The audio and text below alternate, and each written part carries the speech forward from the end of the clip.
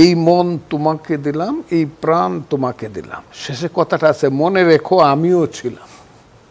আমি 2 দিন আগে মুক্তিযোদ্ধা দলের মিটিংয়ে আমি বক্তৃতা করেছি প্রেস ক্লাবে। বিশাল মিটিং হয়ে সমস্ত দেশের মুক্তিযোদ্ধারা আসছিল, বিএনপির পক্ষের যারা বা যারা, মেজর হাফিজ সাহেব ছিলেন, ইশতিয়াক কাজী উলফাতের মতো মুক্তিযোদ্ধা সভাপতি। আমি সেখানে একটা কথা বলছিলাম, উনি যে কথাটা বললো আমি একটু রূপ করতে, আমি গানের 2টা কলি বলছিলাম যে তত্ত্বাবধায়ক সরকারে যারা আছেন বা ইন্টারিম গভর্নমেন্ট তাদেরকে বলি, একটা গান আছে, এই মন তোমাকে দিলাম, এই প্রাণ তোমাকে দিলাম। শেষে কথাটা আছে, মনে রেখো আমিও ছিলাম। তারা কিন্তু আরো কেউ ছিল, এটা কিন্তু তারা মনে করতেছে না। আমি একটা উদাহরণ দিই, খুব কষ্টের ব্যাপার। আমি একজন, ওই যে কিশোরগঞ্জের সমস্ত ফিশারি একজন ডিসি লিজ দিয়ে দিতেছে, কারো কথা শুনতেছে না। অথচ ওইটা আমি বলতেছি, আমি মনে করলাম সংশ্লিষ্ট অ্যাডভাইজারকে ফোন করব। আমি পিএ 2বার ফোন ধরলো, আমি বললাম ওনাকে দেন। বললো আপনি কে? আমি বললাম অ্যাডভোকেট ফজলুর রহমান। 3বার বললাম অ্যাডভোকেট ফজলুর রহমানকে আপনি চিনেন না? আপনি একজন অ্যাডভাইজারের পিএ হয়ে বৈশা রয়েছেন, তাহলে বাংলাদেশ কি হবে? ফজলুর রহমানকে আপনি চিনেন না, আপনি মন্ত্রীর পিএ না পিএস হয়ে বৈশা আছেন। আমি এটা না যে আমি খুব বড় মানুষ, আমাকে চিনতেই হবে, কিন্তু এইটুক সেন্স যার নাই তাকে এই দায়িত্বটা দিতে হবে কেন? 1। 2 নম্বর হলো, এই দেশে মধ্যস্বত্বভোগী এবং সুযোগ সন্ধানীরা মুক্তিযুদ্ধকে ধ্বংস করছে। এরপরে ওই যে এরশাদের যে 90-এর গণঅভ্যুত্থানকে ধ্বংস করছে।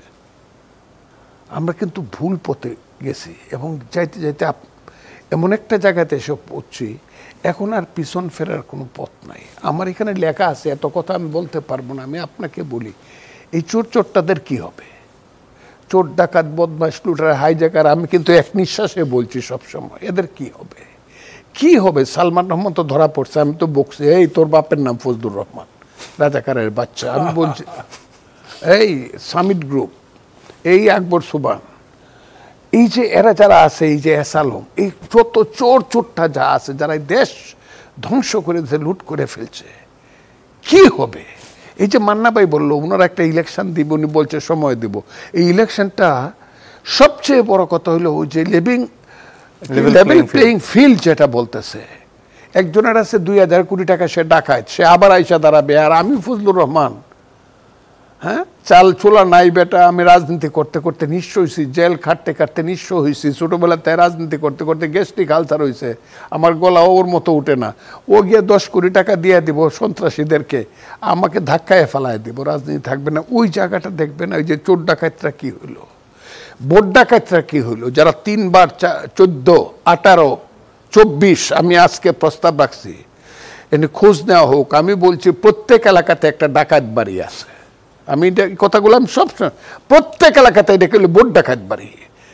চোরের সর্দারও যতটুকু মানছিল তাদের, সে একটা ভোটও তারা করে না। যারা 3বার বিনা ভোটে এমপি হয়েছে, সমস্ত তাদের বিচার তো হবেই। এদেরা যাতে নির্বাচনে না দাঁড়াইতে পারে সেই ব্যবস্থাটাও করতে হবে। আরেকটা জিনিস আপনাকে খুব ক্লিয়ারলি বলি, আমি এক নাগারে বলে যাই সব সময়, মুক্তিযুদ্ধ করছিলাম কেন বলেন তো দেখি? এই এক আইন যদি 1 মার্চে যদি এই আওয়ামী লীগের হাতে যদি বা এখানে যদি সংসদ বসায় দিত, যদি সংসদ বন্ধ না করতো, ক্ষমতা দিয়ে দিত, তাহলে তো আর মুক্তিযুদ্ধটা হইতো না। কিন্তু যেহেতু সে জনগণের রায় মানে নাই, গণতন্ত্রের রায় মানে নাই, কাজে যুদ্ধ হয়েছে। তা আমরা দেখছিলাম যুদ্ধ মানে নাই, গণতন্ত্র মানে নাই, নির্বাচনের রায় মানে নাই বলে যুদ্ধ করলাম। যুদ্ধে জয়লাভ করলে আবার নির্বাচন ভালো হবে, পেটের ভাত হবে। পর কত গান, একটি ফুলকে বাঁচাবো, আমি 3টা গান শুনতাম যুদ্ধে যাওয়ার আগে, একটি ফুলকে বাঁচাবো বলে যুদ্ধ।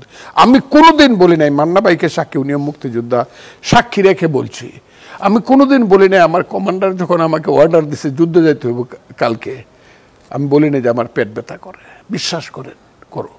আমি আপনাকে বলি, এই একটি ফুলকে বাঁচাবো বলে যুদ্ধ করি, তীর হারাই ডায়র সাগর পাড়ি দেব রে, পূর্ব গগনে পূর্ব দিগন্তে সূর্য রক্তলাল, পথের ক্লান্তি বলে স্নেহ ভরা কোলে তবু মা গো বলো কবে শীতল, এই গানগুলা শুনতাম কানে দিয়ে যাইতাম। সব স্বপ্ন বৃথা গেছে। আমাদের সন্তানেরা এখন এই স্বপ্নটা আনছে। সেই স্বপ্নটা আসবে যদি আপনি কমপক্ষে গরিব মানুষের পেটের ভাত, পরনের কাপড়, যারা রাস্তায় ঘুমায় সেটা থেকে তাদেরকে যদি আপনি উদ্ধার করতে পারেন। 60 লক্ষ লোক যারা বস্তিতে ঘুমায়, স্টেশনে ঘুমায়, যারা না খায়, তাকে রাতের বেলা শিশু যে বলে মাকে, মা ঘুম তো, পেট তো জ্বলে, ঘুম তো ধরে না, আমি তো খাই নাই, তুমি তো আমার খাবার দিতে পারো নাই। এই জায়গাটা যদি, এই যে লুটারারা যেই দেশটা লুটে নিয়ে গেছে, কানাডাতে বেগম বাড়ি বলেন, মালয়েশিয়াতে সেকেন্ড হোম বলেন, এখন দুবাইয়ে টাকা জমাইতেছে, সুইজারল্যান্ডের টাকা, কত দেশ এরা এই যে যাইতেছে। আমি দেখলাম প্রধানমন্ত্রী পরিবার একটা প্রজেক্ট থেকে 68,000 কোটি টাকা লুটে নিয়ে গেছে। আরও কত হাজার, আপনি বিশ্বাস করবেন কালকে সারা দিন আমার চোখ দিয়ে পানি আইছে। আমি হাইকোর্টে, আপনি আমার রুমটা তো চিনেন, আমাকে ঘেরাও করে থাকে মানুষ। আমি দেখলাম একজন এডিশনাল ডিআইজির স্ত্রীর নামে 6,000 কোটি টাকা। আরে এটা কি বলেন আপনি? 6,000 কোটি টাকা দিয়ে আমার বাটি এলাকার সমস্ত ক্ষেত কিনে ফেলানো যাবে? 6,000 কোটি টাকা। জি, তো কাজেই আমি মনে করতেছি হ্যাঁ এটা হবে।